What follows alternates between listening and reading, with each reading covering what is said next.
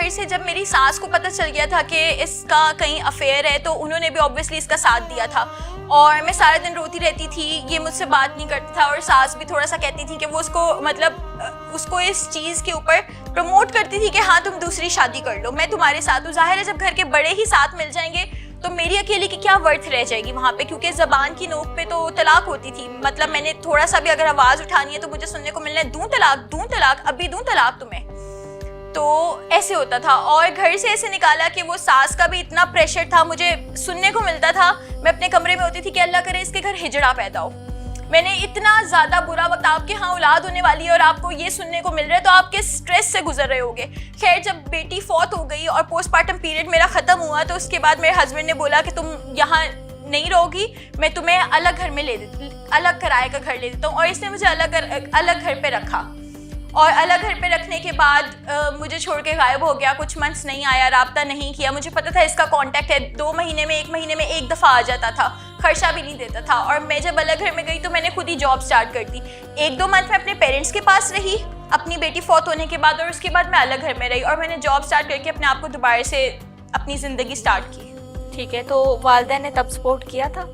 वालिदैन ने सपोर्ट किया था, उनसे मिलना जुलना था, बट मैंने उन्हें बताया नहीं था कि मेरी ज़िंदगी में ये सब चल रहा है। 1-2 दफ़ा ऐसा हुआ कि उनके कानों तक खबर गई कि मेरे हस्बैंड का कहीं अफेयर है, बट मैंने बात टाल दी थी क्योंकि वो यही कहते थे कि इस बंदे से अलहदगी ले लो, तुम अभी जवान हो, अलहदगी ले लो, अपनी साल मज़ीद ज़ाया ना करो, तुम मोहब्बत में अंधी हो, हमें सब हकीकत नजर आती है। बट उस वक्त वाकई में इतनी अंधी थी कि मैं उसको छोड़ना नहीं चाहती थी, इसलिए मैं अपनी बातें अपने पेरेंट्स से डिस्कस नहीं करती थी।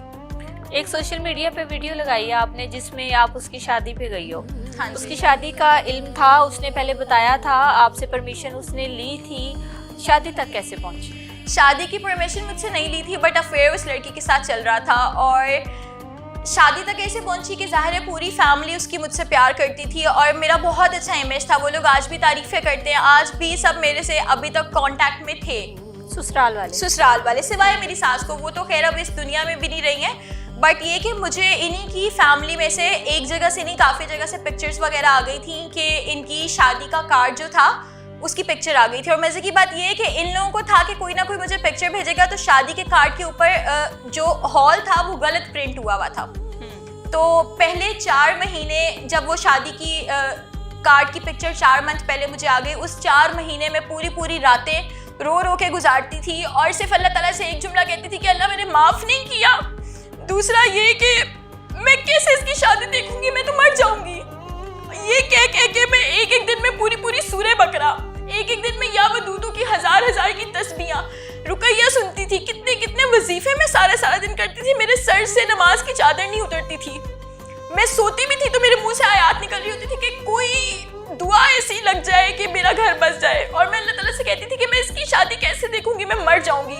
बट कहते ना कि जिसका कोई नहीं होता ना उसका खुदा होता है, और खुदा ने उस वक्त ऐसे मदद की कि मैं इसकी मोहब्बत में इतनी दीवानी थी कि मेरे जहन में आया कि मैं इसकी शादी अपनी आंखों से देखूंगी। और शादी पे जाने का मकसद ये था कि अभी तक जो मोहब्बत की पट्टी नहीं उतर रही, क्या पता शादी पे जाके इसको किसी और के साथ बैठा देख के मैं इसको छोड़ सकूं, मेरी मोहब्बत खत्म हो जाए। मैं बकायदा शादी पे चेक लेकर गई थी सलामी देने के लिए, वो इसके ऊपर से मैंने वारा जाके शादी अटेंड करी। इतनी हिम्मत कैसे की थी शादी पे जाने की? किसी ने मोटिवेट किया था, किसी ने साथ दिया था, किसी ने कहा होगा कि ना जाओ मानूर, आपके लिए जो है बियर करना बड़ा मुश्किल है, बड़ी जिगरे की बात है अपने शौहर को, बेशक उसकी बीवी, उसका निकाह हो जाना था, लेकिन बर्दाश्त करना जो है वो एक बीवी के लिए बड़ा मुश्किल है।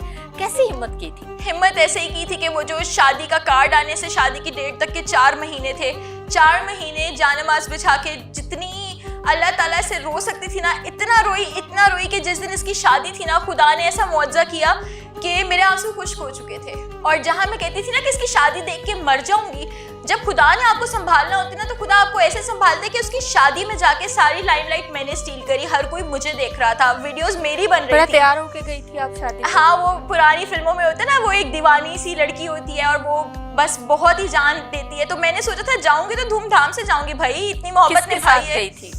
मैं अपनी अच्छा, इसकी शादी का पता था आपके वालिदैन को? नहीं, मेरे पेरेंट्स को नहीं पता आपने था। भी नहीं बताया? मैंने भी नहीं बताया। अच्छा, तो आपको किसी ने ये नहीं कहा कि इसने तो आपसे परमिशन नहीं ली, तो आप बाकायदा तौर पे जो है वो शादी रुकवा सकती थी? आपके पास इतना राइट था? बिल्कुल मेरे पास राइट था शादी रुकवाने का, मेरे पास तो इस लड़की को उसकी ज़िंदगी से निकलवाने का, उसकी तब भी एक्सपोज करने का राइट था। पर तब मैं अपनी तलाक से डरती थी कि कहीं मुझे तलाक ना हो जाए, क्योंकि मैं अभी तक मोहब्बत में थी और ये सब कुछ मैं मोहब्बत में ही करती जा रही थी। दूसरा, मुझे लोगों ने कहा कि वालिदैन को भी नहीं बताया फिर? वालिदैन को जब पता चला तो उल्टा मैंने उनको ये बात बोला कि उसकी कज़न से शादी हुई है और ये शादी मैंने अपनी मर्जी से करवाई है। अच्छा, ये मतलब क्योंकि तब शादी मैं उसे छोड़ना नहीं चाहती थी। छोड़ना नहीं चाहती थी, ठीक है। और शादी पे जाने के लिए किसके साथ गई थी? मेरी अपनी फ्रेंड्स और कज़न्स के साथ में गई थी और ये आइडिया मेरा अपना था, क्योंकि मैं उसके मोहब्बत में इतनी दीवानी थी कि मैं ये सोचती थी कि शायद उसको किसी और के साथ देखूंगी तो मोहब्बत ख़त्म हो जाएगी, तो मुझे जाना था। कैसा लगा फिर? और ऐसे वक्त में तो फिर दोस्तें ही साथ देती हैं आपका। बिल्कुल ऐसे ही है। बिल्कुल। फिर जब निकाह के टाइम आप पास थी? नहीं, निकाह के टाइम हम लोग वहाँ पर मौजूद नहीं थे। निकाह मुझसे शायद देखा ना जाता, या पता नहीं कुदरती तौर पे जब हम हॉल में गए। आपने बताया कि हॉल जो था वो एड्रेस सही नहीं था, तो फिर हॉल कैसे सर्च किया? हॉल ऐसे सर्च किया कि जब हम उस हॉल में पहुंचे, जो कार्ड के ऊपर प्रिंट हुआ हुआ था, क्योंकि इनके डिजिटल कार्ड्स थे जो आप खुद ऑनलाइन बना लेते हो, तो उस पर गलत हॉल का एड्रेस था। जब हम हॉल गए तो वहाँ पर कोई शादी ही नहीं थी और उस वक्त मैं रोने लगी कि मुझे तो इसकी शादी देखनी है। और उस वक्त इसकी एक बात मेरे दिमाग में आई कि इसने कहा था कि जो जो तुमने खाना पीना उठना बैठना मुझे करना सिखाया है ना, क्योंकि वो फाइनेंशियली इतना स्ट्रॉन्ग नहीं था, उसे सब कुछ मैंने सिखाया था, पहनने ओढ़ने की तमीज़, बोलने की तमीज़, रेस्टोरेंट जाके ऑर्डर प्लेस करने की तमीज़। तो उसने कहा जो जो तुमने मुझे सिखाया ना, मैं उस लड़की को सिखाऊंगा, उसके साथ मैं वो करूंगा। और ये बात मेरे दिमाग में क्लिक करी और फिर मुझे याद आया कि शादी हॉल हो सकता है वही हो जहां हमारी शादी हुई है। और एग्जैक्टली जब हम हॉल के बाहर गए तो वहां इसकी गाड़ी खड़ी थी, वही शादी हॉल था जहां हमारी शादी हुई थी। फिर कैसा, जब सामने इसको किसी दूसरी लड़की के साथ देखा? निकाह तो हो गया होगा, आपने बताया कि निकाह हो गया था, तो फिर कैसा लगा उसकी दूसरी बीवी के साथ देख के उसको देख के? उस वक्त ये जहन में नहीं था, उस वक्त ये पता था कि मेरा यहाँ आना एक बॉम्ब वाला रिएक्शन देगा। इसको बिल्कुल आइडिया नहीं था। मुझे मेरे हस्बैंड ने बाद में बोला कि मुझे पता था तुम आओगी ज़रूर, तुम जैसे तैसे आओ, तुम कहीं ना कहीं से आओगी। जब हम अचानक से हॉल में गए तो लिटरली इन लोगों के रंग उड़ गए थे, क्योंकि ऑब्वियसली लड़का लड़की को पता था मैं कौन हूँ और उसके पेरेंट्स और उसकी बहनों को पता था मैं कौन हूँ। और लिटरली खिजर साहब ने तो अपना कुल्ला उतार के ऐसे साइड पे रख दिया था। रंग लाल हो गए थे चेहरे के, और वो कभी पसीने, मतलब लिटरली आपने कभी दूल्हे को पसीना आते हुए देखा है? और उसके ऐसे पसीने आ रहे हैं और वो कभी ऐसे मुंह पे हाथ रख रहा है, कभी ऐसे हाथ रख रहा है। सर्दियों में थी शादी भी, सर्दियों में थी, मतलब हम में से किसी के चेहरे पे पसीना नहीं है सिवाय दूल्हे मियां के। उनके चेहरे के अलावा किसी के चेहरे पे पसीने नहीं, किसी के रंग नहीं उड़े हुए। ऐसे दबंग एंट्री की। एग्जैक्टली। फिर हाँ, सारे लोग देख रहे थे, सारे लोग देख रहे थे। ऊपर से मेरी फ्रेंड ने बोला, कैमरामैन वीडियो बना रहे थे, क्योंकि मैं और मेरी फ्रेंड्स बिल्कुल अलग दिख रहे थे, ड्रेसिंग वगैरह उनकी सबसे डिफरेंट थी, मतलब पहनने ओढ़ने का एक डिफरेंस आ जाता है। तो वो जब वीडियो बना रहा था तो मेरी दोस्त ने बोलती है बोलो बोलो वीडियो बनाओ इसकी, ये तो पहली बीवी है। तो उस पर भी ज़्यादा फिर कैमरा मेरे ऊपर ही फोकस रहा और सारे ख़ानदान वाले मिलने लगे बहुत प्यार से। छोटे छोटे बच्चे जो मेरी फैमिली के थे वो सब उठ के मिलने लगे कि महानूर भाभी आई हैं। मतलब मेरा सबसे बहुत प्यार था। आप लोग वीडियो में देख सकते हैं, अगर मैं इतनी बुरी बहू होती तो सब इस तरह मुझसे प्यार से ना मिलते। अच्छा, फिर वो आप उनके साथ बैठ के यूं यूं कर रही हैं, वो क्या किसी ने रोका नहीं?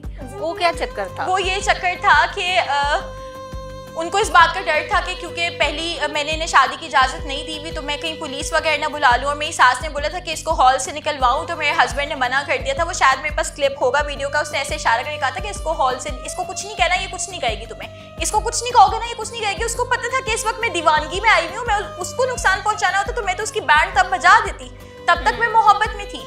तो फिर मैंने उसका सदका वार के बाकायदा वो उस औरत को, दूसरी औरत को मैंने उसकी झोली में रखा कि यार ठीक है तुम ले लो सदका, कोई बात नहीं, काम आएगा। साथ बैठी थी, बिल्कुल साथ बैठी हुई थी। वो इतनी एम्बैरेस थी कि वो सारा टाइम ना, जितनी देर मैं फंक्शन में रही हूँ ना, आधा घंटा वो बेचारी अपने झुमके ही ठीक करती रही। वैसे उसको कोई शर्म नहीं आई किसी का घर बर्बाद करते हुए, बट उस वक्त वो बैठ के सारा टाइम ना इधर उधर देख के झुमका ही अपना ठीक करती रही कि जैसे उसे पता ही नहीं है कि स्टेज पे मैं बैठी हूँ।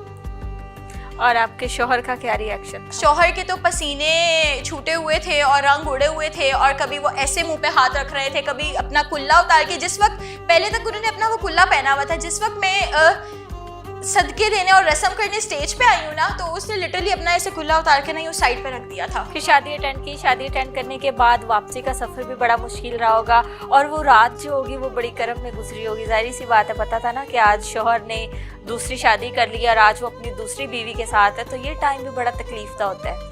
अच्छा, लोगों को ऐसा लगता है कि वो रात बहुत तकलीफ वाली होगी, बट मैं ऑनेस्टली आपको बताऊं कि खुदा ने मेरी मदद किस तरह की। उससे पहले की जो 4 महीने की रातें थी ना, वो मैंने इतना रो के और इतनी तड़प में गुजारी थी कि अल्लाह ताला ने मुझे इस एक रात के लिए मेंटली प्रिपेयर कर दिया था। उस रात इतना मैं सबको बता के आई थी कि इसने मुझे अलग घर में रखा हुआ है और ये मुझसे अभी भी मिलता है। मैं सबको प्रूफ्स, पिक्चर्स वगैरह, पूरे ख़ानदान को, लड़के वालों को, क्योंकि सबको पता था कि मैं एकदम जो घर से गायब हुई हूँ, मेरी तलाक नहीं हुई है, मुझे अलग रखा हुआ है। तो वो रात तो मेरी इस शुगल में गुजर गई थी, सबको स्टोरी सुनाते हुए कि मैं उसकी शादी में गई और हंसी मजाक करते हुए दोस्तों के साथ। वलीमे पे नहीं गई थी? नहीं, वलीमे पे जाने की जरूरत ही नहीं थी, इतनी उनकी बैंड बज गई थी। हम 2 दिन 4 दिन यही डिस्कस करते रहे। ले ली थी बिल्कुल, इतनी लाइमलाइट ले ली थी कि सबको डर लग रहा था कि वलीमे पे तो नहीं आएगी, वलीमे पे तो नहीं आएगी। लड़कियों को क्या मैसेज देना चाहोगी लास्ट में? मानूर, मैं आपसे पूछूंगी कि आप अब क्या चाहती हैं और लड़कियों के लिए आपका क्या मैसेज होगा? वो लड़कियां जो अपने जज्बात, एहसास, मोहब्बत सब कुछ निछावर करती रहती हैं और इन द एंड फिर खाली हाथ होती हैं, तो उनको क्या मैसेज दोगी? किस तरह स्ट्रॉन्ग बन सकती हैं और किस तरह ऐसे लोगों की मोहब्बत से, या कह लें कि ऐसे लोगों की फेक मोहब्बत से छुटकारा पा सकती हैं, या जिनके साथ चीटिंग हो जाए तो वो किस तरह सर्वाइव कर सकती हैं? चाहती तो मैं अल्लाह ताला से ही हूँ, जो भी चाहती हूँ कि अल्लाह ताला मुझे एक अच्छी ज़िंदगी दे और मेरे दिल को, जो अल्लाह ताला ने सारी चीज़ें मेरे से दूर करके जो मेरे दिल को सुकून दिया है, ये सुकून हमेशा बाकी रहना चाहिए। क्योंकि कुछ लोगों के पास सब कुछ होता है मगर सुकून नहीं होता। मेरे पास मुझे लगता है कुछ भी नहीं है मगर खुदा की तरफ से मेरे दिल को सुकून है, क्योंकि मैंने कभी किसी का गलत नहीं किया। लड़कियों को मैं ये मैसेज देना चाहती हूँ कि जब आपको कुछ रिश्ते, आप जितनी मर्जी मोहब्बत उनमें डाल लेना, वो कभी आपके साथ मुखलिस नहीं होते। Red flags can never be converted to green flags. जैसे लाल कलर को कभी ग्रीन में बदला जा ही नहीं सकता। तो जब आपको शुरू में पता चल जाए ना, तो अपनी आंखों पे जो मोहब्बत की पट्टी बंधी हुई है ना, अपनी ज़िंदगी के साल ज़ाया करने से पहले उस पट्टी को खोल लें। मेरी तरह अपनी ज़िंदगी के बेहतरीन, अपनी जवानी के बेहतरीन और कीमती साल ज़ाया ना करें, क्योंकि red flags can never be converted to green flags. बहुत शुक्रिया मानूर। Thank you.